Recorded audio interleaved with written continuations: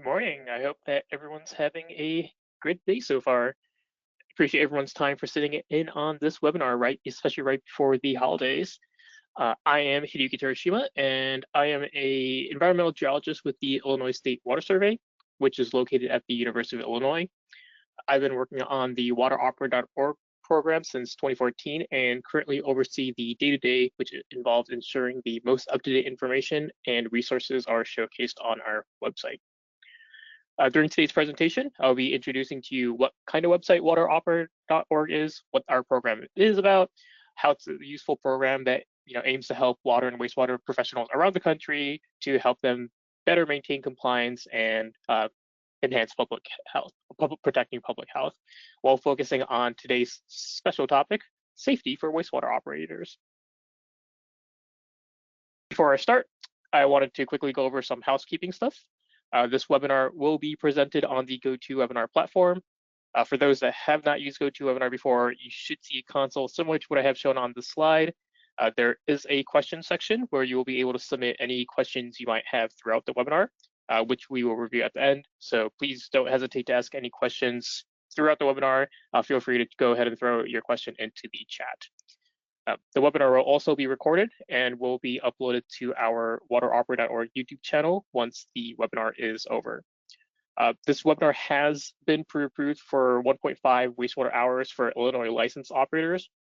But for those of you from other states, we'll be more than happy to offer you a certificate of attendance or help you complete any forms required by your certification body.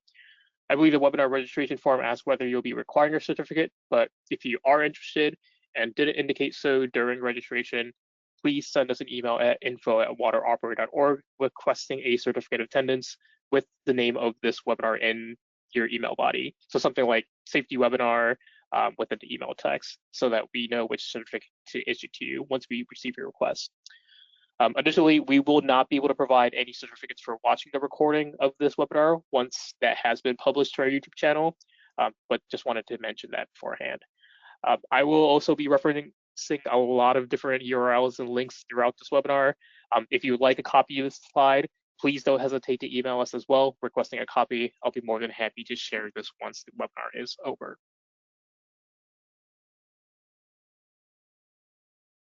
So this will be the outline for today's presentation. I'll start off by introducing to you what kind of website wateropera.org is and outline the types of resources and information operators or end users can find through the tools that our website offers. That'll help you further your knowledge on water and wastewater management and various related topics. I've given similar presentations in the past, but we've always focused on a specific area of utility management. And as I mentioned earlier, today our focus is going to be on safety and compliance. We'll be reviewing common hazards in wastewater treatment plants, things like confined spaces, chemical handling, safety issues, biological risks, and then we'll explore some practical resources that can help you strengthen your utilities safety program, or just refresh yourself about safety topics, or material to educate newer operators about safety if that's part of your onboarding process. In our industry, safety isn't just about meeting specific regulations. It's about protecting your most valuable asset, which are your operators.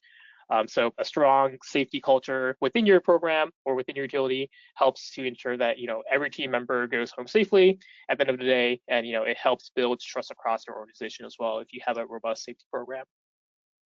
So today's focus is going to be on highlighting resources that can help utilities improve or reinforce their safety programs.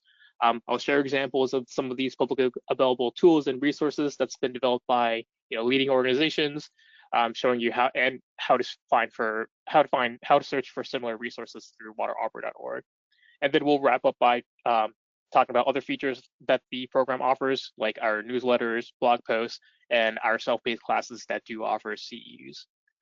By the end of this session, you'll probably be able to know what kind of information is readily available to operators in relations to safety, and you should be able to learn how to be able to find those resources as well as similar resources that'll help make your utility safer and more compliant. So what exactly is wateropera.org? It's a website which we developed at the University of Illinois in collaboration with the Rural Community Assistance Partnership, RCAP, with funding from the US EPA. It basically serves as a clearinghouse of publicly available resources to help water and wastewater system operators with a focus on small systems. We basically have a team of staff that scour the internet to find and collect various publicly available information and resources that are useful to operators, and we provide a means to search and access that information easier through our website. So rather than having to sift through pages of search results on Google, we made a platform to search for relevant resources easier to save you time. Also, if you're on Google and you search for a term like water treatment manual or wastewater treatment manual, you might find results at the very top of your search results. But if you try to click on the link, you'll find out that, or if you try to access that resource, you find out that it's behind a paywall, or you might need to be part of a member of that specific organization to be able to access that resource. A lot of the resources from bigger organizations like AWWA, Water Environment Federation are like this, but everything you can find on our website is publicly available information. There's no fee or registration required to use our website. Everything that you can find on our website is publicly available information. Additionally, if operators do have trouble finding certain information, they can always call us, email us, and we'll help you try to find that specific information that they're looking for, or we'll try to connect you with professionals that have a lot more technical background, technical expertise that might be able to answer some of your more technical questions. But we do regularly get requests from operators saying, hey, I'm planning on getting my next level of certification. Can you help me find a study guide that has a lot of the content that's covered in my state because my state doesn't offer anything? We will help you try to find those kind of resources. So feel free to reach out to us if you have any trouble. So how do we find these resources, and what exactly do we look for? We currently have a database of over 800 organizations. These are, again, national organizations like EPA, AWWA, WEF, as well as individual state agencies, regional association, and even vendors. Each of our staff visits their website and looks for any kind of information on training events, like operator trainings, webinars, conferences, pretty much any type of training or event that offers CUs or continuing education credits for operators. We always look for that kind of information. Even if it doesn't offer credits, if an event is free and useful for operators, like a lot of EPA webinars, we will also collect the information and make it easier for operators to find those training opportunities. We also look for publicly available resources like fact sheets, reports, manuals, past conference presentation, any kind of technical resource that can be helpful for operators, especially, again, with the focus on small system operators. We try to collect those, and we make it, again, easier to search it through our website. We've been collecting these kind of resources since 2009, and we currently have a database of over 15,000 documents in our resource library, and we catalog around 11 to 12,000 training events every year. So again, just shows you how much information that you can actually find throughout our website. We actually started this website, again, back in 2009. It was called smallwatersupply.org, but we did rebrand to wateroperator.org around 2016. It was originally designed for operators in rural communities where, maybe their internet infrastructure wasn't that great. They couldn't really download like a 50 megabyte PDF or a manual. So we might wanted to make a platform where operators can find information, get a short summary of what that specific resource is, before they can actually decide on committing to download maybe a large, again, manual or PDF file. This isn't really an issue anymore these days, as internet infrastructure is much better even in rural communities, but we have been continuing our program. A lot of state agencies do list as a state resource, which we're really happy about, but hopefully I can showcase some of that information later throughout this presentation.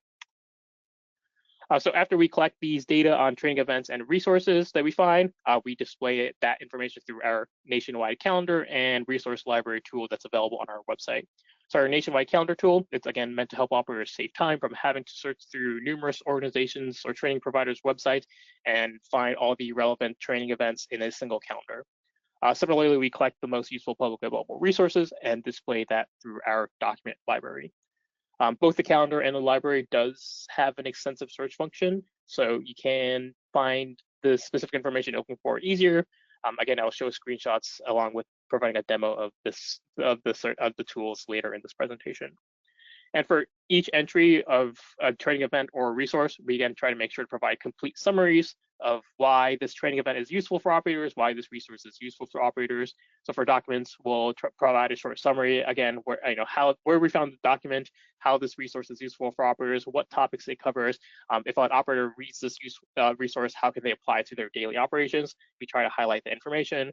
And for training events, of course, we try to mention why this training event is relevant for operators, what operators will learn from attending a training like this, and again, the most important information, how much it costs and how many CUs it offers. In the past, we've heard from a lot of operators that said that they found the calendar tool to be an excellent tool to find events that they didn't know existed. We do try to include as a lot of organizations that might not have a lot of online presence as well. In Illinois, there's a couple of training providers that only send out training events through email blasts. We try to make sure to get on those email listing as well and try to list those kind of training opportunities that operators might not know that actually existed. We've even had various vendors reached out to us asking to have their training events featured, or maybe their webinar one-off webinars featured. Many times they don't really seek approval for credits. We always make sure to tell them if they want training events featured on our website, they have to offer credits, or they have to be free and relevant for operators. So we do try to go through this vetting process to make sure that all the information that's available on our website is relevant for operators and is going to be useful to help them improve their operations or maintain compliance. And as I mentioned earlier, we do deal with a wide range of topics, and every resource we add is tagged with specific categories that gets integrated into our search engine. Here is a list of the categories or filters that we use to categorize training events that we catalog, just to give you an idea of what kind of topics that you can easily search for through our website. I'm also a big fan of making graphics, so I really want to include some sort of visual aid on the slide. But this pie chart basically shows the breakdown of the categories or topics covered from around 12,000 events that we added during 2024. It basically highlights how many of the events we add does focus on categories like operation and maintenance, water, wastewater treatment, certification, exam prep.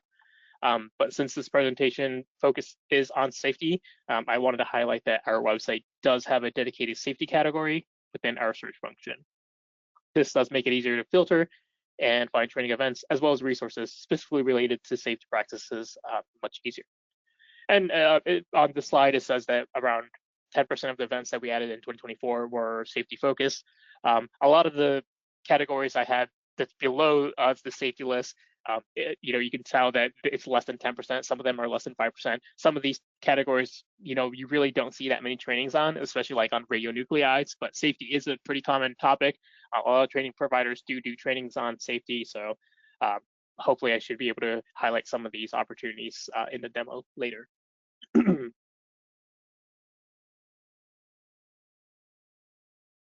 So during this presentation, I'll be highlighting a variety of publicly available resources designed to improve safety at wastewater utilities. These resources cover practical topics like, how to create confined space entry programs or rescue procedures, how to best select and use proper PPE, and how to implement a locker tagout programs, and even excavation or trenching safety protocols. We'll review a variety of or a mix of resource types, from videos, fact sheets, manuals, to conference presentations, webinar recordings from various industry experts. We'll also look at how to search for safety-focused training opportunities that do offer CEUs, again, helping operators maintain their license while staying up to date on best practices. All of these materials come from trusted organizations like OSHA, which provides extensive guidance on workplace safety, as well as state agencies. A lot of states do have their own state OSHA programs through their Department of Labor. Even state agencies that certify water and wastewater operators, they tend to have a lot of great resources as well. And even operator-focused organizations like the Environmental Finance Center Network, EFCN, Water Environmental Associations, WEAs, state AWWA sections regularly do offer trainings, as well as do provide conferences, presentation, archives, recordings that is still useful for operators and can help operators maintain compliance by reading those material. Universities also contribute valuable resources, including a lot of state universities, especially they might have a very comprehensive safety program. They might have a lot of OSHA plans, guidance material that can be that is relevant for all industry people, including wastewater and water treatment operators. I'll be highlighting some of those resources as well. So the reason I chose safety as our topic today is because I remember this video from a while ago that Oregon OSHA posted on YouTube. It's a short 2-minute video, but it basically shows how a OSHA compliance officer basically getting caught in a sudden trench cave-in while performing an inspection. And I just wanted to very quickly play a short portion of this video.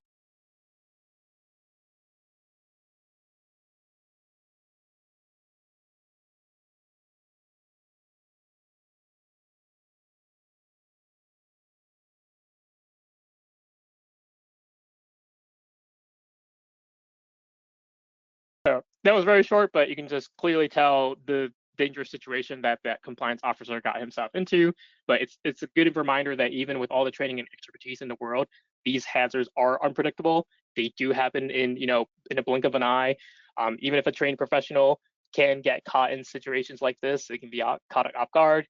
It just highlights how much of a dangerous situations a lot of these operators are exposed to in day to day. So that's why I wanted to really highlight the safety resources that are available publicly, especially to, again, help operators prevent issues like this, accidents like this from happening, and again, make sure that they're employing safe work practices.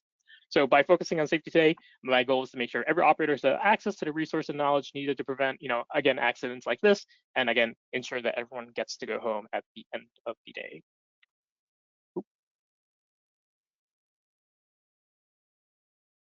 So to start off, let's go over some basic information about safety and how OSHA standards impact water and wastewater operations.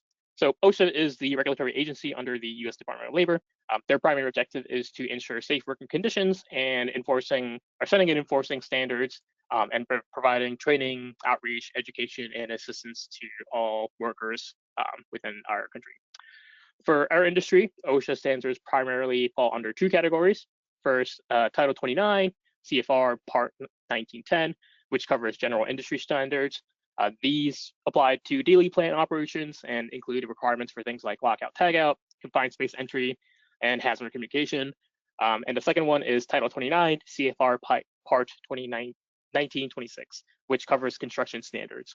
So these probably aren't that relevant for day-to-day operations, but it does come into play when operators are involved in collection system repairs, trenching or excavation, or any kind of construction work that's involves infrastructure or facilities or wastewater facilities.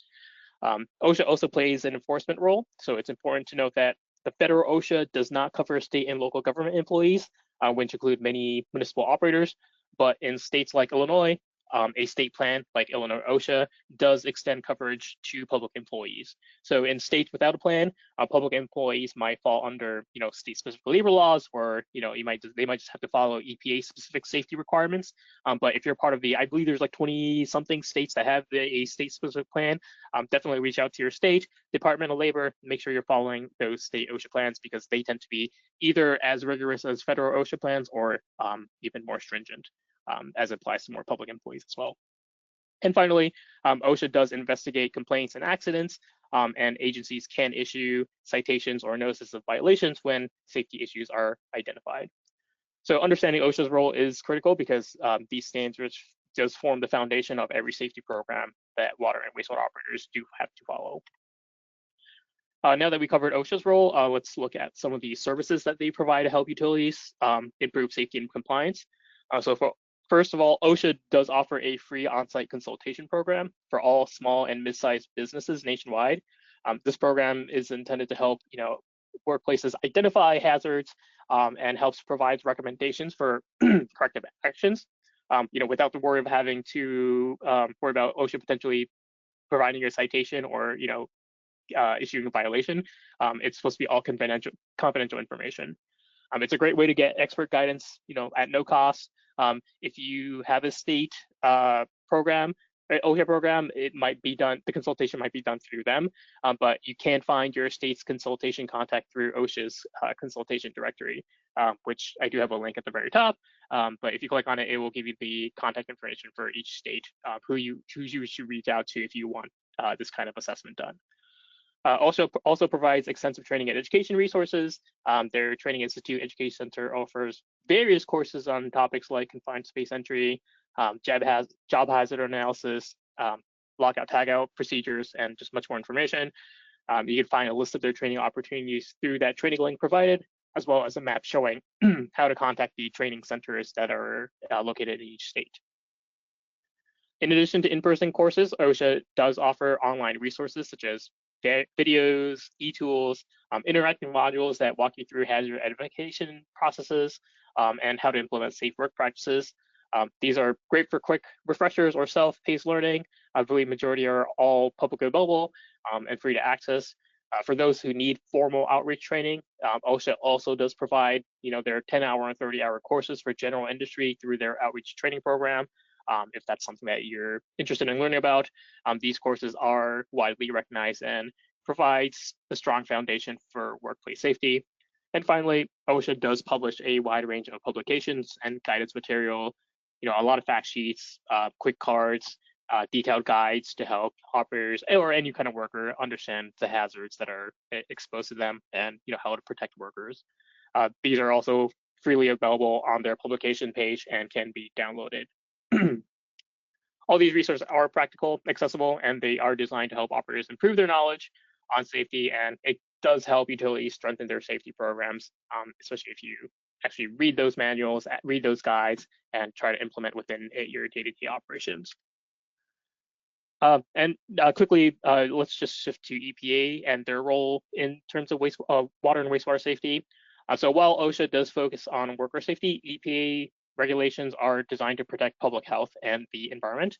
Under the Clean Water Act, utilities are required to operate and maintain wastewater systems safely to prevent spills and contamination.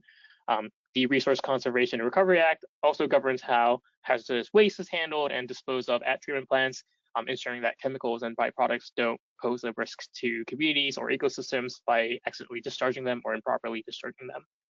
So integrating safety through our operation is still a big part of EPA's framework.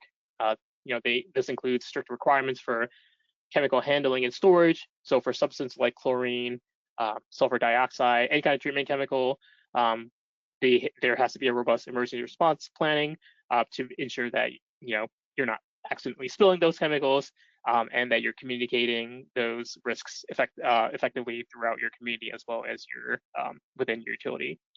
One area where OSHA and EPA overlap is on chemical safety programs, but they do have different focuses. So OSHA's process safety management standard applies to facilities that handles highly hazardous chemicals like chlorine at above 1,500 pounds and focuses on worker safety through hazard analysis, operating procedures, and ensuring that proper training is provided to those handling those chemicals. While EPA's risk management plan under the Clean Air Act applies at a slightly higher threshold. So if you're a facility that handles chlorine at above 2,500 pounds, then you will have to have a risk management plan, which focuses on community and environmental safety to preventing those potential hazardous chemicals being released affecting your community. So both PSM and RMP has different threshold requirements, but if you're not handling those kind of hazardous chemicals over that threshold quantity, it doesn't apply to you. But if you do have, like a chlorine cylinder, a 1-ton chlorine cylinder, then you will have to have a process safety management in place. If you had chemicals more than that, then you'll have to have both process safety management and a risk management plan. So if you're a small utility, again, it probably doesn't apply too much, but if you're a larger, medium-sized or larger facility that handles this much chemicals, definitely keep aware of both of those EPA and OSHA requirements. Another resource that utilities can take advantage of is CDC's Health Hazard Evaluation Program, or the HHE. This is a free service provided by the National Institute of Occupational Safety and Health to evaluate workplace health hazards. This program is also available to any employer or employee in the U.S., including municipal utilities. Whether you're an employer or you want to be proactive about safety, or you're an employee that is concerned about certain recurring health issues, then you can request CDC to do some sort of evaluation. But what does this program offer? CDC will come, they'll do an on-site evaluation of chemical, biological, physical hazards, exposure monitoring like air sampling and noise measurements. They'll do aerodynamic assessments and even medical testing of their potentially affected workers. But after the evaluation, CDC will provide detailed recommendations for hazard control and how to improve safety within your facility. And to give you a real world example, they do have a report that they published earlier in 2024, I believe, where they did a assessment at a publicly owned treatment work in Ohio, because they requested an evaluation after employees reported, respiratory symptoms and concerns about chemical exposure during routine operations. So CDC conducted an on-site evaluation. They monitor air quality for chlorine and other disinfectants. They assess biological hazards from aerosols, and they also measured noise levels in areas like blower rooms.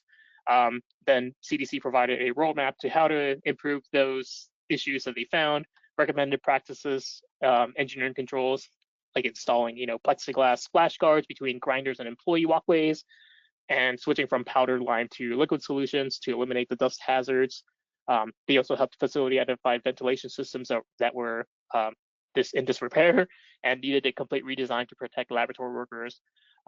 So it's a really good program. It really does help, help identify those hazards that operators might think is the norm, that they might not think is really an issue, and again, help find a way to address those issues.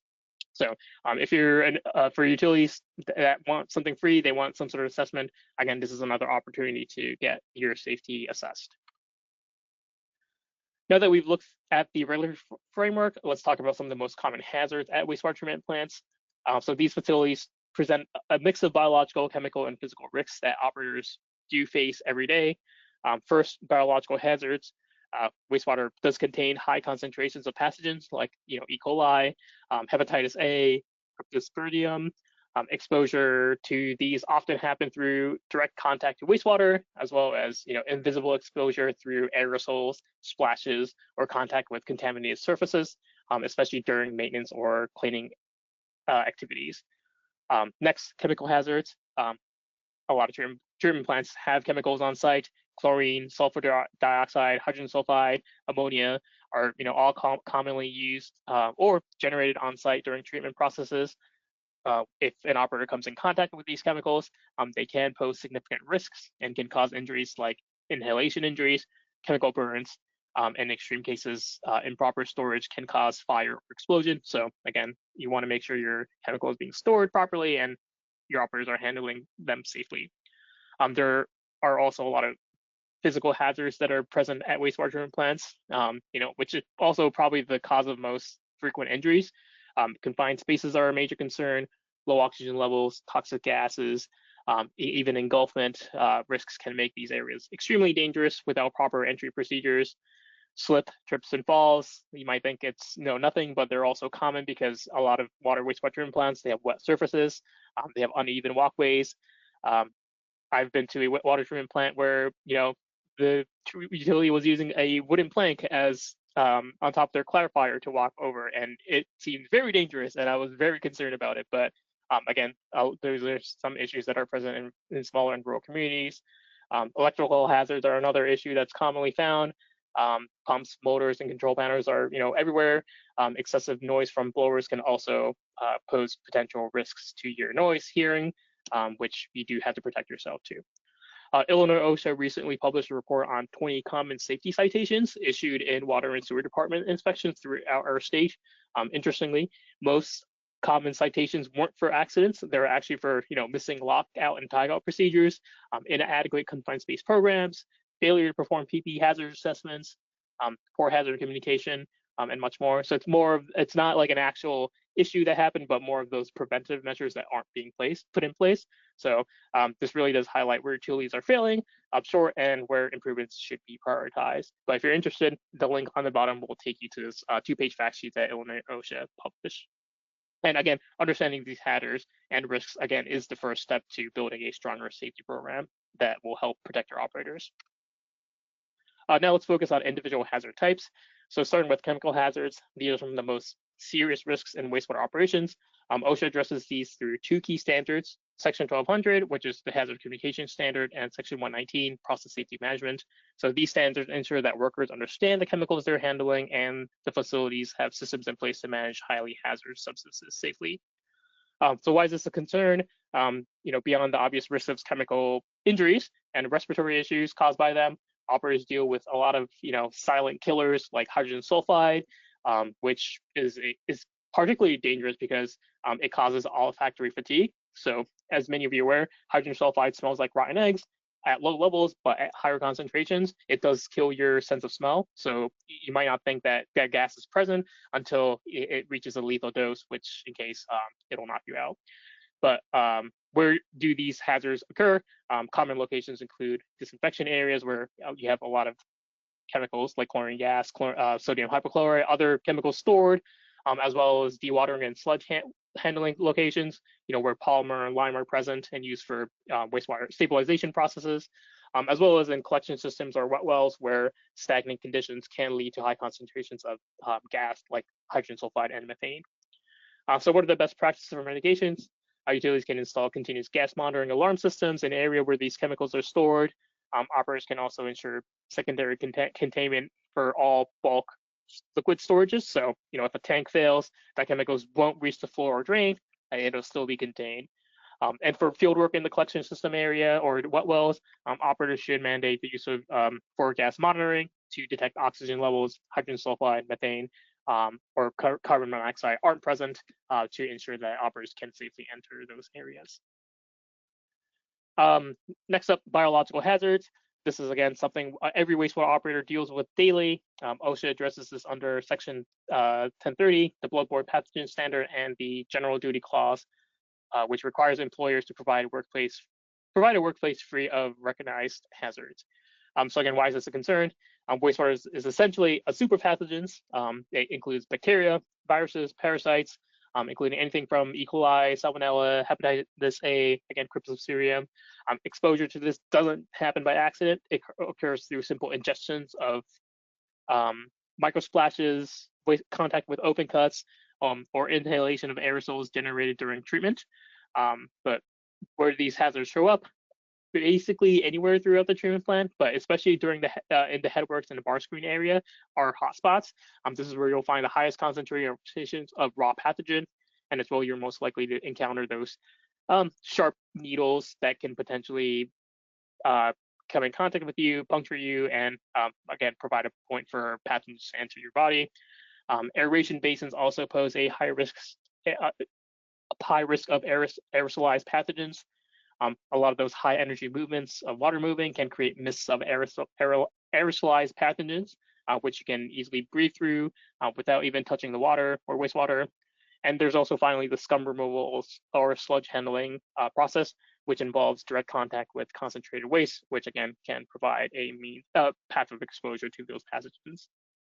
So how can operators mitigate these risks? Start with hygiene, strict hand washing stations, protocols before eating, smoking, or leaving the site to go on break. Utilities can offer immunization programs like tetanus or hepatitis A and B vaccines to all operators. And utilities can also ensure that proper PPE is constantly being used, PPE is actually available. Stuff like face shields and waterproof gloves are essential during these operations where you're handling wastewater or potentially highly contaminant-rich products. Now moving on to physical hazards, which are probably the issues that are most frequently reported as the source of injuries for operators. OSHA addresses these risks through several key standards: Section 28 for fall protection, Section 95 for noise exposure, Section 147 for lockout tagout, and Section 212 for machine guarding. These hazards are a major concern because they can cause serious injuries or fatalities easily. Prolonged exposure to loud blower rooms can cause permanent hearing loss if proper hearing protection isn't used. Unguarded pumps or moving machinery you can get caught in those machinery and potentially lead to injuries as well as amputations. These risks are common throughout the wastewater treatment plant. Again, blower rooms often have sustained noise levels above 90 decibels, well beyond exposure limits. Clarifiers and tanks present full hazards because of slippery walkways, open tank lids, pump stations combining rotating equipment can cause a lot of areas where you can potentially caught in, or your clothing can caught in, leading to injuries or amputations. A lot of these areas also include high voltage panels, which can create electrical hazards in a single location as well. So best practices for the mitigation for these kind of issues, for lock and tag out, you should implement a one lock, one key, one person policy for all maintenance activities to ensure that, proper equipment is being used, proper procedures are being held to make sure, energized activities aren't going to accidentally start up again. And from an infrastructure standpoint, installing permanent guardrails as well as non-slipping graded on all walkways can help reduce fall issues, fall risks. And for noise hazards, requiring dual hearing protection, earplugs, as well as earmuffs in areas where, there's sustained noise pollution can help prevent those long-term hearing damage. Here are two more physical hazards that are more common: confined space and excavation and trenching safety. These are addressed through Section 146, as well as Subpart P, which covers excavation safety. So why are these hazards so dangerous? Well, we just saw in the video earlier, trench collapse can happen in seconds, and there can be fatal. In confined spaces such as wet wells, manholes, and digesters, there are existing atmospheric hazards like oxygen deficiency, as well as the presence of toxic gas, which can incapacitate workers. And if they don't recognize that danger, another person can come in and potentially get hurt again. So you really need to be careful about those confined space dangers or hazards. But common locations where these issues occur are, manholes, wet wells, and digesters, where again oxygen levels can drop, gases can be present. And for excavation work, any trench deeper than 5 feet will require protective measures. And even shallower trenches can be hazardous if soil conditions are unstable. So for best practices, start by avoiding any kind of entry, whenever possible. If the task can be done without, having to go into the confined space, if it can be done on the surface, like using cameras or pole mounted tools, this should be the first option. When entry is required, make sure there's continuous forced air ventilation throughout the entire duration, along with full permit procedures. And for excavation work, trench boxes, shoring, or shielding processes should be used for any excavation work that's, again, 5 feet or deeper, or even less, to ensure that you're not potentially exposing your utility workforce to trenching hazards. These physical hazards may seem routine, but they do account for most of the common severe injuries that are reported by OSHA, so addressing them proactively is key to protect your operators. And finally, let's talk about two foundational elements to safety: hazard communication and PPE. OSHA addresses these through Section 1200 Hazard Com Standard, as well as Section 132, which covers PPE requirements. So if an operator doesn't know what they're handling, like what chemicals they're handling, that's a major concern. Every container of chemicals that they're handling should have a label on it. They should have a safety data sheet associated with it. This helps operators understand what kind of chemicals they're handling, as well as the dangers associated with them. If an operator doesn't also know like the proper PPE to use, they can expose themselves to potential issues. If they're not using the right respirator, they're not using the right mask, that can raise their risks to potential hazards experienced within wastewater treatment plants. So how to best go through this? A utility can perform hazard assessments for specific job roles. If a collection system operator has a defined role, task, where they're going to be located, you can do a hazard assessment to see what kind of hazards those specific operators will be exposed to identify best measures, protective measures within each area of those locations that the operators might be located or will be working in. And another thing they can do is making sure that they're labeling every single container of chemicals within their utility, even for chemicals used by janitor, making sure they have an inventory of all those chemicals, making sure that you're labeling all these different containers that are being used for chemicals does prevent accidental discharge of chemicals or exposure to dangerous chemicals that an operator might know that is actually being is within that container. So following these proper HAZCOM practices and ensuring the proper use of PPE does help enhance operator safety and promote a more strong safety culture. So very quickly, here are some of the top OSHA violations that a lot of water and wastewater operators do report. First, permit required confined space entry. So the biggest reason this is being reported is, operators enter a wet well, digester vault often, that they start to see this as a low risk task.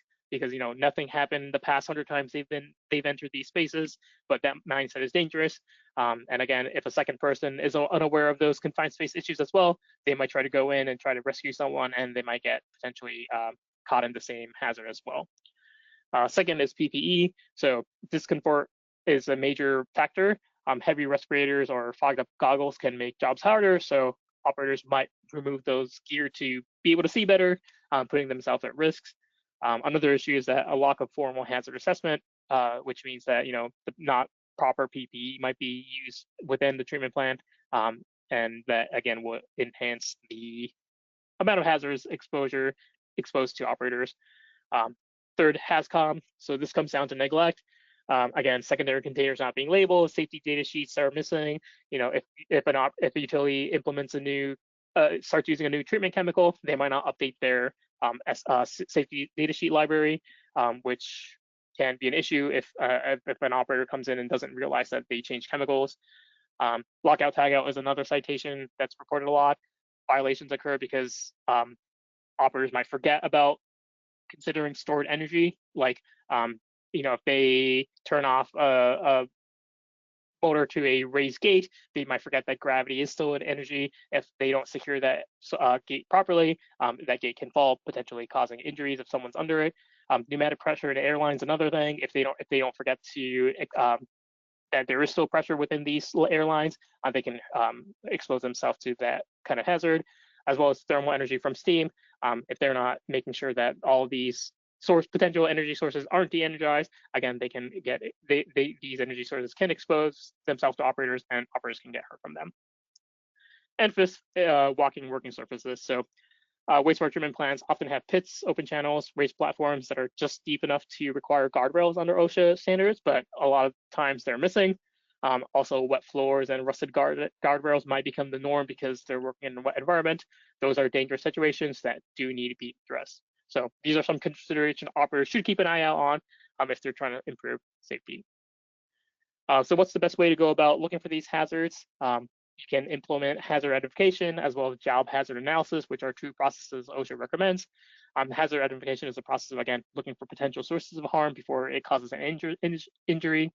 And job hazard analysis is a step that goes further by implementing a structured methods to break down a job into simple steps, identify hazards at each step, and determine controls to eliminate or reduce those risks whenever those work start. So it's a three-step process, but the first step is to select a job. So, where you want to focus the high risk, where you want to focus on high risk or non-routine tasks, like maybe you're focused on a job like pulling a submersible pump. The next step is to break down the job into different steps. So for this example, if you're pulling a submersible pump, step one is probably going to be isolating power to the pump. Step two is rigging the hoist to lift the pump, and step three will be lifting the pump. For each of those steps, you want to identify the associated hazards, and you want to determine controls to reduce them. So step one of isolating power of a pump, the hazard would be stored energy. So you want to make sure there's good lockout tagout in place. When you're rigging the pump, the hazard might be potentially getting caught in the machinery, in which case you want to make sure that proper PPE is being used and proper equipment is being used so you don't potentially get yourself caught. And when lifting the pump, there might be potentially release of hydrogen sulfide. You might get splash from wastewater, in which case you want proper ventilation if gas is going to be an issue, and you want proper PPE to reduce yourself from exposure to potential wastewater splashes. So many safety programs expand this into additional 5 to 7 steps for added clarity, like making sure there's a risk assessment, you're making sure you're keeping records properly. But even this 3-step process is an effective tool for reducing accidents and identifying hazards. But even with all the best practices, you still need your operators to consistently follow them. And in order for this to work, you need to build a safety-first culture. You want to make sure your operators are actually following these safety practices and not neglecting them. And these bullet points or safety elements, which come directly from OSHA, can help recommend guidelines in developing an effective health and safety program. So the first step is management leadership. Start with the top. Management should be providing adequate funding for PPE training, and supervisors should be leading by example. The supervisor wears PPE consistently, your employees will as well. Second, worker participation. Encourage hazard and accident reporting, without the fear of retaliation. You want to make sure you're empowering your employees with practices like stop work authority, which lets anyone have the right to halt unsafe work. You want to promote that kind of safe practices within your employees to, again, motivate them. Third, hazard identification assessment. So be proactive, use tools like job hazard analysis and review incident reports that's been reported by your staff to identify potential patterns and patterns of potential hazards and prioritize improving them. And fourth is hazard prevention and control, where you can apply the hierarchy of control, which is listed in this flipped pyramid diagram, which involves, the focus to eliminate the hazard where possible, not just the symptoms, but, if the root cause can be unavoidable, then, you want to go down with the most effective to least effective control measures, eventually going down to PPE, which is the last resort. Fifth, education and training. Supervisors should provide initial and refresher safety trainings often, and make sure that safety is part of your daily conversation, maybe by daily meeting talks, toolbox talks, or just any time you're meeting with your operators, you should be promoting safe work practices. And finally, program evaluation improvement. So management and supervisors should review incidents regularly. They should address systematic issues like if operators are reporting fatigue or poor lighting conditions, wet surfaces. They should be addressed timely and continually monitored to make sure that all these operator reports are being addressed appropriately.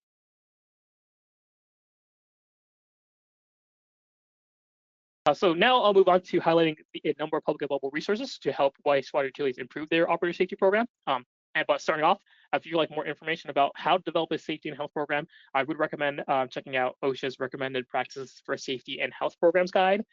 It's a 40-page guide that outlines the structured framework from the previous slide to establish and continuously improve a safety and health program. It walks you through the 7 core elements that OSHA considers essential for building an effective safety culture, which is shown on the right screenshot from the manual. And it really helps to promote a find and fix kind of approach to hazards, helping utilities strengthen compliance and ensuring that they have some sort of practice in place that ensures that these hazards aren't being reported day to day. If they are being addressed and being fixed. The second resource is the Safety Manual for Wastewater Treatment Plant Operation and Sewage Collection Systems, which is published by Kentucky Public Service Commission, which is their state agency. It's a 20-page text-based manual that is tailored specifically for wastewater operators, but it outlines the different employee responsibilities. It provides general safety rules and procedures for safely working in areas like confined spaces, routine and operational maintenance, that any kind of wastewater or public owned treatment works might encounter, as well as PPE, best PPE, proper PPE that should be used by wastewater operators, and just a lot more information.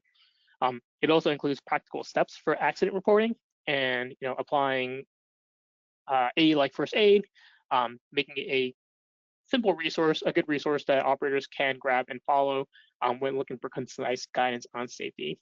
So each of these does provide steps that they can follow, operators can follow, and those guidelines can again help significantly reduce risks and reinforce safe practices among utility staff.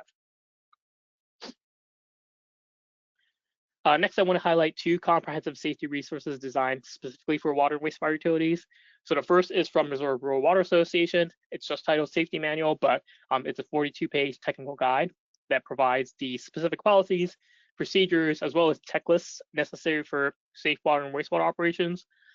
It serves as a practical roadmap for high-risk tasks like permit required confined space entry, where it outlines the exact requirements for how to test for the atmosphere, who you need as a competent person or like an attendant, as well as additional tasks like lock and tag out, which details protocols for how to reach zero energy state within your equipment that you're handling.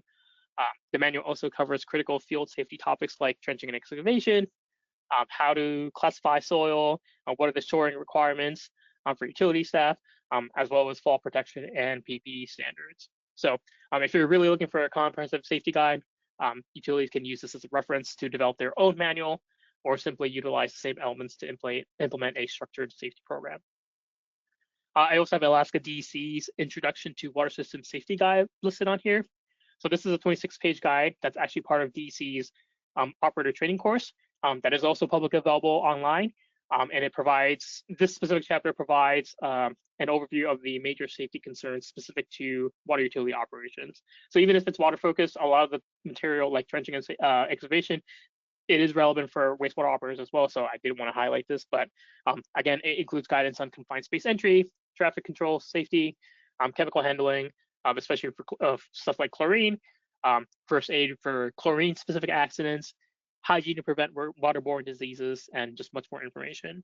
So again, utilities can use this resource to train their staff on OSHA compliant practices, or use this to educate their operators to just improve their overall safety programs. If you're interested in the whole class, the link on the very bottom of the slide will take you to the page where each of those lessons modules are located. Here are two additional training material on safety that I thought was informative. The first one is the safety module offered by Pennsylvania DEP. It's a 96-page resource that really takes a deep dive into the full spectrum of safety issues that wastewater operators might encounter, or water and wastewater operators might encounter while during regular operations. It covers everything from chemical hazards, including a great quick reference table for common chemicals like chlorine and polymers that are commonly used, to mechanical and electrical risks, lockout, tagout, and confined space entry procedures. You'll also find guidance on how to properly select the right PPE, how to improve fire prevention in areas that are more prone to fire risks, and ensuring proper hazard communication is in place. Utility can use this as a train the trainer type foundation or as a template for building their own site-specific safety and health program. The second resource that I have on here is lesson 17 from Mountain Empire Community College's Wastewater Operator Training Program. So this lesson also focuses on safety and highlights real-world safety examples, operators will experience, and how to ensure safe practices.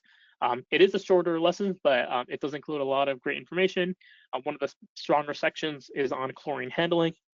It includes detailed diagrams of different size containers from 150 pounds to a 1-ton cylinders, explains the proper valve positioning, feed rate limits, and even covers the use of leak repair kits to handle emergencies. It also walks through the step-by-step procedures for safely swapping cylinders, which is one of the potential biggest concerns of chemical leaks happening, as well as additional information on how to safely replace faulty equipment. So this lesson is much less extensive, but it is ideal for training newer staff or refreshing experienced staff on critical chlorine safety practices. If you're looking for more of a presentation style resource, the Kansas Department of Health and Environment offers a 39-slide wastewater safety presentation that's packed with practical guidance and information. It covers everything from preventing physical injuries and infection disease exposure to managing hazardous atmospheres, again, in confined spaces. One of the stronger sections is on confined space entry, where it lays out the OSHA compliant steps for atmospheric testing, what kind of ventilation is required, what are the emergency rescue procedures that should be in place in case of emergencies. It also includes trench and safety essentials like how to classify soil systems, what kind of soil protective systems should be put in place, as well as the roles of, again, competent persons, helping operators prevent cave-in issues, as well as other excavation hazards. So this resource is really great for reviewing more wastewater-focused safety practices. Central States Water Environmental Association also has a presentation that was used during one of their conferences on wastewater treatment plant safety. It's a 54-slide presentation that walks through a list of key OSHA standards, both for Part 1910 and 1926, and how they apply to wastewater operations. It covers the OSHA standards requirements for confined space entry, lockout, tagout, PPE, hazard communication, and much more: fire protection, hearing aid, head protection, a proper PPE, while providing practical guidance on how to recognize hazards, how to perform job hazard analysis, and what are some of the compliance steps for these kind of hazards. So it's a really great presentation if you want to learn about all the OSHA subparts that are relevant for wastewater operations. It's very comprehensive. It has a lot of great information. Again, if you're looking for a more comprehensive, here are the OSHA safety guidelines that wastewater utilities have to follow. I would definitely recommend checking this presentation out. Here are two more useful general safety-focused resources that I do want to highlight. California State Water Resource Control Board has this 6-page fact sheet that provides a structured protocol for conducting safe inspections at treatment plants. It identifies the various hazards from biological, chemical, and physical sources, while emphasizing mitigation using OSHA's hierarchy of controls. Two routes that I'm trying to make at the same time. Sorry, Jennifer, I think there's sound coming out of your end. Awesome. Sorry about that. Where was I? So yeah, so this 6-page fact sheet helps identify various hazards that can be found throughout wastewater treatment plants, and it highlights how you can use the OSHA's hierarchy of control, which again is that upside down pyramid, focusing on automation down to PPE, how you can use that to, again, help mitigate those hazards that might be identified. It also includes minimum training requirements like field safety or HAZWOPER, if that's something that you want your operators to be knowledgeable about. And it also specifies the PPE standards like using gloves, eye protection, masks, and face shields. It also includes step-by-step inspection protocols from pre-inspection presentations to post-inspection hygiene recommendations, making it a good resource for state staff or TAPs that are doing regulatory or operational site visits. The government of Virgin Islands also has this 25-page guide called Safety in a Worksite Toolbox Talks, which includes 20 ready-to-use safety briefings designed for a quick way to share safety information and educate operators. Topics range from anything from PPE, chemical safety, all the way to working at high seizing ladder, accident prevention, fatigue management, and just much more. But each of these topics come with talking points, presenter notes, as well as safety considerations. So this is a great resource if you're a supervisor and you just want to give a quick 3 to 5 minute safety briefing or refresher during regular meetings.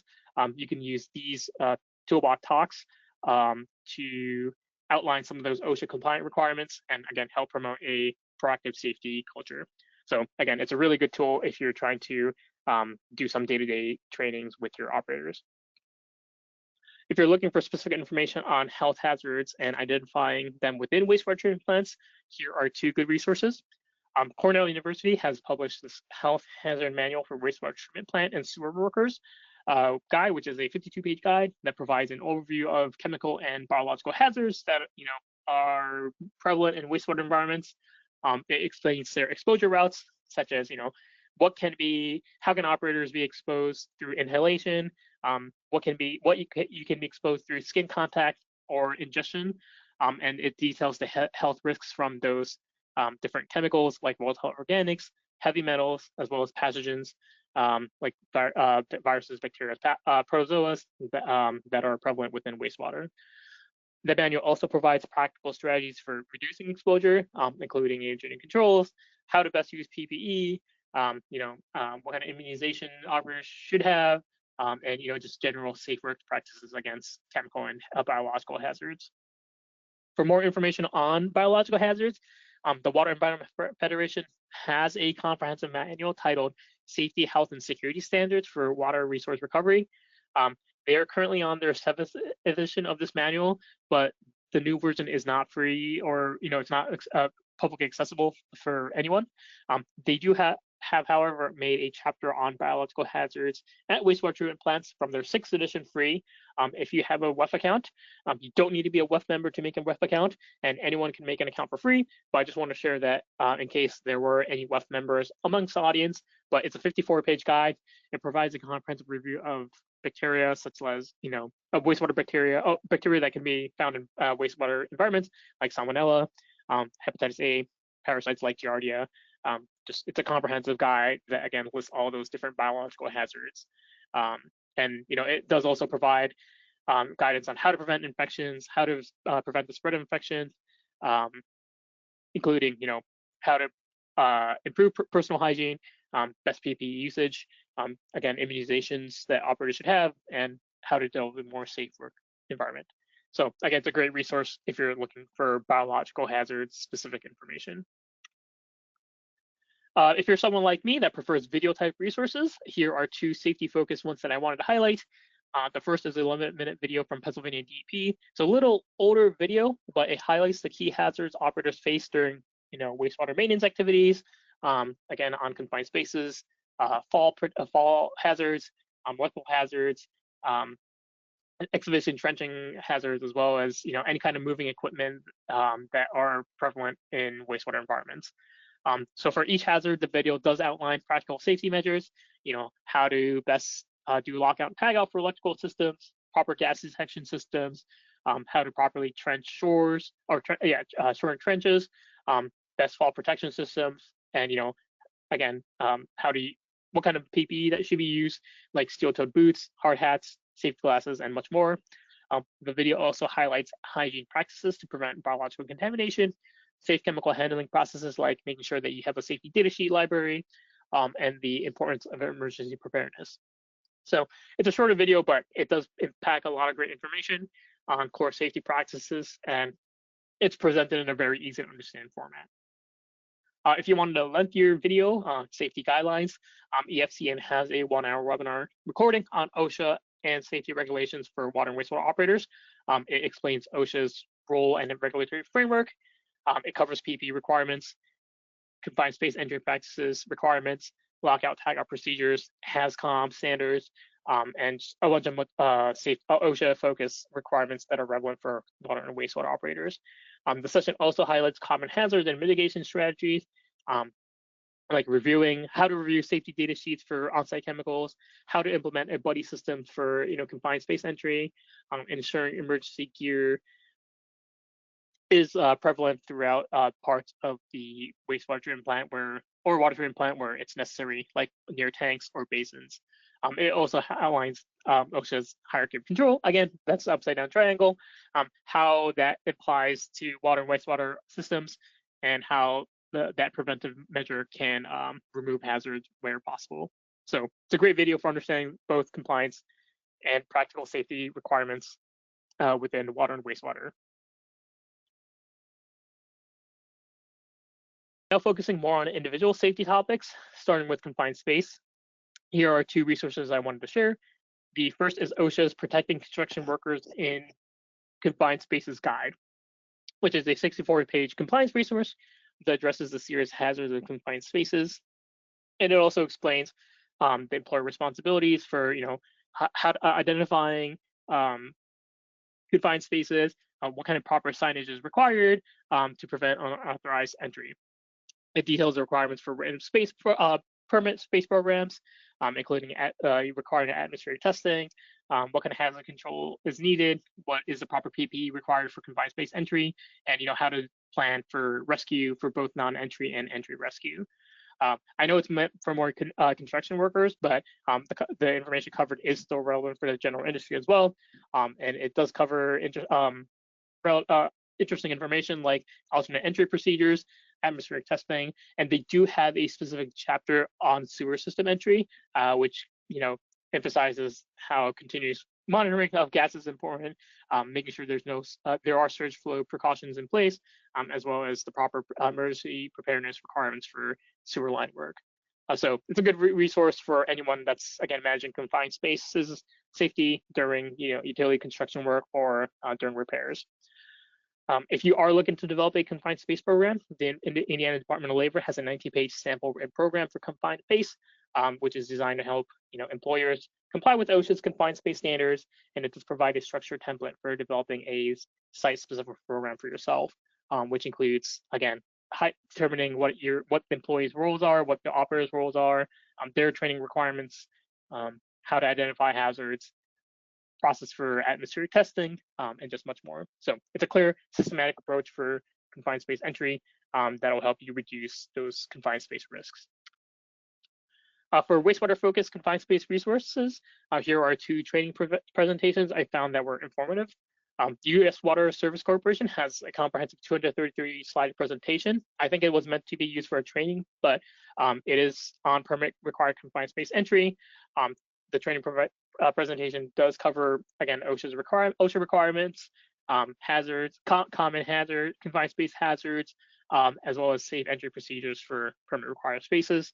Again, like I mentioned before, with other confined space resources, it does cover the process to identify hazards, ventilation requirements, again, PPE requirements, as well as the roles of the entrance operators, supervisors, anyone that's involved with confined space work.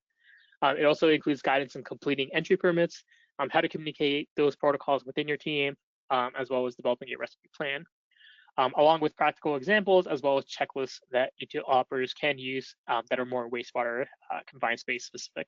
So it's a good presentation that can serve as a training material for operators to understand confined space risks and follow proper procedures that are more relevant for wastewater operators. OTCO, the Operators Training Committee of Ohio, also has a training presentation. This one's only 86 slides, but it also covers extensively OSHA's confined space requirements, provides step-by-step guidance on identifying confined spaces, identifying hazards, and implementing safe entry procedures. This presentation covers personnel roles, also ventilation requirements, rescue planning, and again, practical considerations like portal sizes, elevation of the spaces they're entering, and confined space configurations as well. Unlike the U.S. Water Service Corp resource, this training is much more visual, scenario-based, and it does use a lot of pictures from the field, offering real-world awareness and practical entry rescue steps. It's a great resource for operators, again, to learn best practices that prefer to learn through visual means, because it does reference a lot of graphics as well as photos. Here are two more confined space focused resources I wanted to mention. The first is a 14-minute video from the National Association of Sewer Service Companies, NASCO, which highlights the 5 critical safety elements for sewer and culvert rehab work. One being continuous air monitoring, another being continuous ventilation, completion of confined space permit, proper use of harness and retrieval systems, and rescue planning. But the video explains the key definitions, entry protocols, again, PPE requirements, while emphasizing non-entry rescue and processes, as well as highlighting the importance of having a written program, as well as confined space trainings within your team in place. So it's a resource that's really good for, again, new operators, offering clear step-by-step guidance on understanding and identifying confined space hazards, as well as the best way to go about entering those spaces. OTCO also has another presentation from one of their workshops on pump station safety specifically. It's a 65-slide presentation, which covers the key hazards and best practices for working in and around pump stations. So a lot of the topics covered in this presentation include OSHA confined space requirements, fall protection systems for pump stations. Since a lot of pump stations does have electrical equipment, it does also cover arc flash risks, NFPA 820 compliance. The presentation also offers detailed guidance on hazard identification, air monitoring protocols, ventilation requirements for pump stations, as well as confined space entry procedures, more focused for pump stations. So this is another great presentation that's ideal for operators looking for practical step-by-step safety strategies for pump station rehab work or pump station maintenance. Now, switching to electrical safety, here are several resources focused on lockout tagout procedures. The first is a 20-page guide from Oregon OSHA on how to control hazardous energy during equipment services or maintenance, based on OSHA's Section 147 standard. It walks you through the essential steps for hazardous energy control, identifying energy sources, how to de-energize equipment, securing energy isolating devices, dissipating stored energy, and making sure that energy is isolated before work begins. Because again, that was another violation that was reported often. Operators would do proper lockout tagout, but they wouldn't test to make sure that it's actually properly working.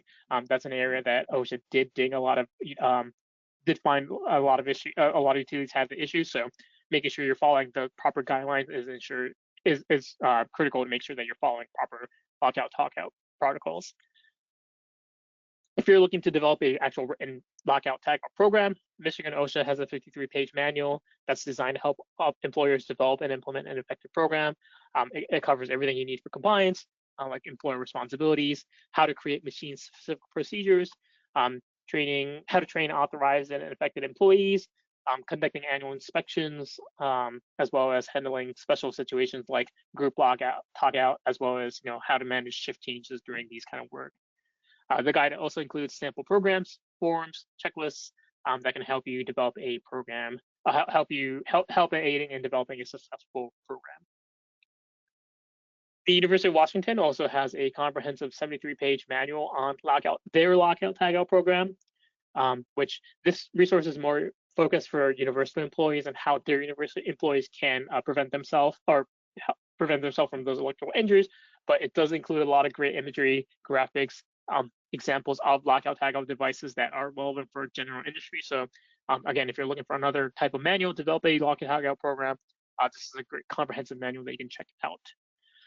For a shorter option, University of Wisconsin-Madison also has a 7-page guide. It's much more concise that serves as a compliance checklist that's ideal for validating your lockout tagout program. So if you have a program or some sort of program in place already, you can use this checklist to, check, assess equipment inventories, written procedures, if you're following annual inspections, as well as if your operators are being trained properly annually for proper lockout tagout procedures.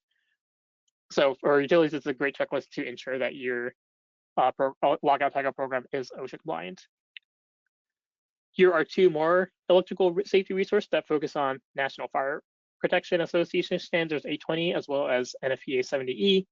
820 is a facility-specific safety standard, again, that addresses fire and explosion hazards unique to wastewater systems, and 70E, which is more relevant for staff that may perform electrical work, like electricians. The first is a 36-slide presentation from Central States WA that explains the NFPA standard 820 and covers where those standards apply within a treatment systems, why it matters for reducing hazards from flammable gases, vapor, combustible dust. The presentation really walks through those, how to classify those hazardous areas, and how electrical design and ventilation requirements can be impacted by NFPA 820 standards.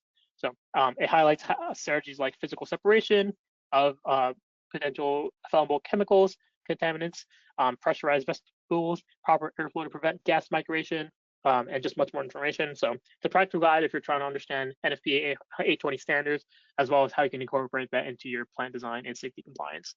And the second resource I have on here is on NFPA 70E. It's actually a 17-minute webinar recording from TPO magazine, but it provides an overview of the NFPA 70E standards and how that relates to wastewater treatment plants. It highlights the common electrical safety challenges, especially in water-rich environments, arc flash hazards, and it explains the proper PPE that should be used to protect yourself from, potential sources of electrical hazards like industrial plugs, receptacles, as well as energized equipment, considering wet and corrosive environments. So even though this is, again, more aimed at electricians, if you have an operator that does electrical work, this is a great resource or webinar to, again, refresh your memory, refresh your training, and understand those NFPA 70E requirements. Now focusing on more specific topics, excavation trenching safety. North Carolina Department of Transportation, they have a presentation on proper excavation trenching protocols, helps you identify, potential hazards. What are the water hazards when you're doing trenching and shoring work with utility lines, and what's the best protective system to use, how to implement those protective systems to prevent those cave-in hazards. Texas OSHA also has a 27-page guide that serves as a customizable template to develop an OSHA-compliant excavation and trenching safety program. Again, it highlights the OSHA requirements, provides step-by-step guidance to make sure that your utility is implementing proper trenching and safety programs. Fall protection was another area that was commonly cited as an OSHA violation. Municipal Excess Liability, which is a New Jersey organization that provides risk management services to public entities. They have a 2-page fact sheet that outlines fall protection for water and wastewater utilities. Very basic information, includes what are the fall protection hazards that are found near treatment plants, pump station, as well as their wells, and how to best, what kind of equipment is needed, how to best go about protecting operators that are working around these areas, like requiring U.S. Coast Guard approved life jackets, or buoyant work vests around areas where there's potential water, where operators can potentially fall into and drown. So having these rescue equipment in place is critical for protecting operators, especially working above clarifiers or above wet wells. Um, for visual aid, Florida Water Resource Journal published a 6-page article that details how Hillsborough County approached to evaluating and implementing fall protection systems for their wet wells and pump station. It reviews the different types of configurations, different types of equipment that was tested, and they also reviewed how much it'll cost to update all their pump stations, which they had 826 existing stations that need to be redesigned, and they assessed that it'll cost around $3,500 per station to update their fault protection. But again, it highlights what kind of different equipment were assessed. It shows you the different kind of configuration that they use. Again, giving utilities an idea of what kind of fault protection systems they can implement to improve their pump station wet wells, specific locations where these kind of protective systems are required. HESCOM was another area where a lot of utilities got cited for. Washington Department of Labor has a 24-page guide that explains the HASCOM rule, how to make sure that safety data sheets are properly in place for areas where it should be required, step-by-step instructions for creating a written hazard communication program, and just a lot more information on those chemical safety data sheet and labeling requirements. Great for training employees on chemical hazards, on emergency procedures. Pennsylvania Section AWW also has a presentation on chemical safety that was featured at one of their previous conferences. It's a 144-slide presentation, but it provides an in-depth review of chemical safety in water and wastewater environments. It covers common chemicals like chlorine, sodium hypochlorite, ferric chloride, also any other hazardous chemicals that are routinely used, and how to implement OSHA's HASCOM rules for those specific chemicals.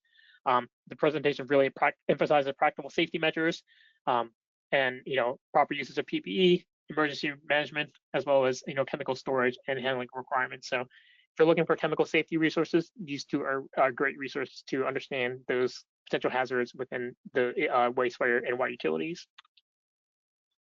And finally, I wanted to end by highlighting 2 PPE-focused resources. One is from Montana DEQ. It's a 9-page guide that outlines those PPE requirements for lagoon-specific operators. It does reference OSHA standards for eye, hand, face protection, respiratory protection, hearing protection. It provides practical guidance on selecting and using proper nitrile gloves, safety glasses, and various types of respirators. I know it's meant for lagoon operators, but a lot of the content is relevant for regular conventional treatment plants as well. So it's a great short document if you're trying to get a review of what kind of PPE wastewater utilities should have. NEWIPIC also has a 1-hour webinar recording on PPE considerations for wastewater operators. This one's more COVID-19 focused since it came around 2020 when that was a huge issue. It does mention how to protect operators from COVID-19, but a lot of the PPE that are mentioned are used during day-to-day operation, masks, gloves, face shields, what kind of proper PPE operators should be using, and it does mention how they should be fitted, how to properly select PPE, and what kind of PPE should be required in different parts of wastewater treatment plants. So again, if you're looking for more guidance on PPE, this is a great webinar to check out. So those were some of the resources I want to highlight today. I know I'm running out of time, but there are a lot more resources that I can cover. But again, if you have any trouble finding resources or if you need any help, let us know and we'll help you find specific safety resources.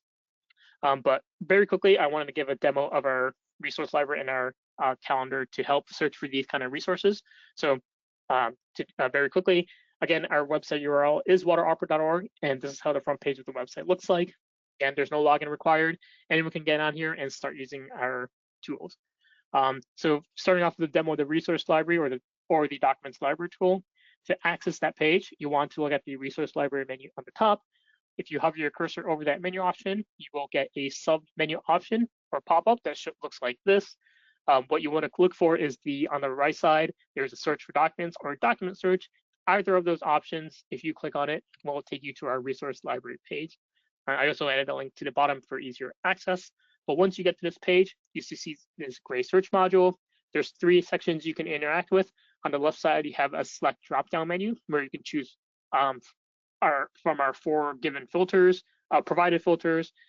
There's also a keyword filter text box where you can enter specific keywords that might not be covered within those existing filters. And there's also the retrieve documents button, which will run the query once your search criteria is filled. So if you click on the select drop-down menu, you will see these 4 filters that you can choose from. Category, which are the 30 plus water and wastewater categories that I showed in the pie chart earlier, safety being one of them. Type, which is if you're looking for a specific resource type. So if you want to look for fact sheets or manuals or presentations, videos, you can select those specific types that you're looking for. The third is state. The third filter is state, where if you're looking for a state-specific resource like the case studies or resources developed by specific state agencies covering state regulations, you might want to choose state. And the last one is host, where you can choose to search for resources from a specific host. So since this presentation is focused on safety, let's try to search for resources related to this topic. Again, safety is a existing category, so to choose that, you can go ahead and choose category option from the select drop-down menu, in which case you will see another set of drop-downs that you can choose from. These are the 30 plus categories. If you scroll through them, you will see safety. It is alphabetically sorted, so it will be towards the bottom. But if you click on it, you will see that it's highlighted in blue to show you that you've actually selected that category. And if you click on retrieve documents, it will actually run that query. So in this example, we have 540 search results. That's a lot of search results to go through, in which case you might want to refine your search by adding another filter like resource type, host, or adding a specific keyword. So let's say in this example, we wanted to find safety resources directly from OSHA, in which case we can go ahead and now add a second filter from the second drop-down menu. You can either choose type, state, or host. Since we want OSHA documents, we can choose host, choose OSHA from the list, click on retrieve documents again, and it will update your search. And as you can tell, we've reduced our search results from 540 to 22, which is much more manageable. But how do you know which resource is something that might be useful? If you look at the search results, you will see the title, which includes the link to the resource. You will also be provided with a summary. So like for this one I have highlighted here, it says this 48-page guide helps small employees implement effective hazard communication program in accordance to OSHA's hazard comm standard. So OSHA guidance on HazComm. If that's a resource you're interested in, the summary should tell you that, and then you can click on the link to open that document. And if you're looking for other HazComm related material, we also do include a link to the resource repository, which is the page we found the link where you will most likely find similar additional resources related to that topic. And if this was a document that was interesting, you can click on the link, in which case it'll open a pop-up and it'll take you directly to the host's website, osha.gov, with the resource from their link, again, to credit them. And just to demo the keyword search, you can also search again for specific terms that might not be covered within the given categories. You can reset your search by clicking the reset all button under the keyword filter. But in this example, let's say you just wanted to find confined space resources.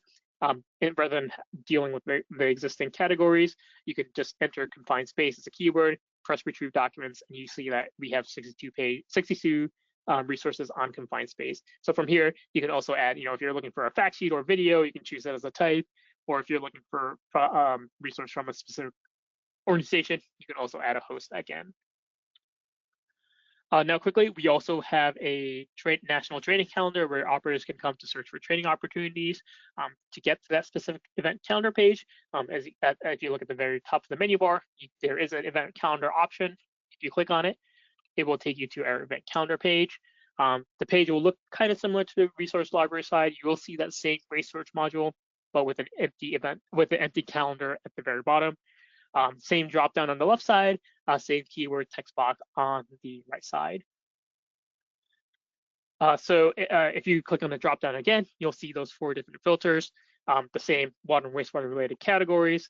This time type will be a little bit different. This will be for choosing specific event types. So if you're looking for a training or conference, if you're looking for an online training opportunity like a webinar, you will be able to choose that specific event type there. State, this will be the state where the event takes place in, or the state where training credits, if available, are approved in. And sponsor, which is the organization hosting the event.